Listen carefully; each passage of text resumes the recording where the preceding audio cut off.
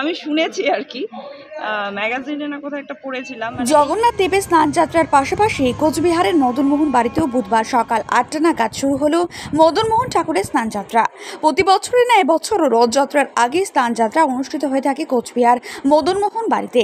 মদনমোহন ঠাকুরকে 108 ঘড়া জল, ডাবের জল, ঘি, মধু, অগ্র সবকিছু দিয়ে স্নান করানো হয়ে থাকে মদনমোহন ঠাকুরকে। স্নানযাত্রা শেষে কি জানাচ্ছে স্নানযাত্রাতে আসা দর্শনার্থীরা, শুনুন একবার। খুবই ভালো লাগে বাবার স্নান যাত্রা। জগন্নাথের মানে পুরীর জগন্নাথ ধামে ওই যাত্রাটা হয়, মানে এটা বাবা আমি শুনেছি আর কি, ম্যাগাজিনে না কোথাও একটা পড়েছিলাম। মানে এই দিনে বাবা ঈশ্বর আর কি জনগণের মাঝে নামেন, স্নান সবার মাঝখানে উনি করেন, সেই জন্য এটা পুজো না, এটা স্নান যাত্রা আর কি। মানে পুজো তো বটেই, মানে আমরা প্রতিদিনই উৎসব, এটা একটা স্নান যাত্রা। এখানে কিভাবে স্নান করানো দেখলেন? ওনাকে খুব কাছ থেকে পান।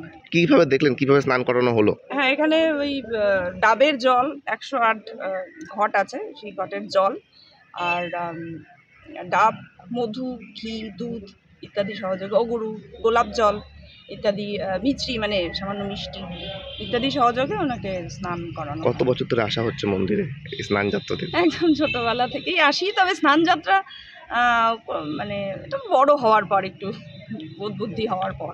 আপনার নাম? মৌমিতা রায়। সেই ধারাকে আমিও বজায় রেখেছি। আজকে বাবা মদন মোহন দেবের স্নানযাত্রা অনুষ্ঠিত হলো মন্দিরে।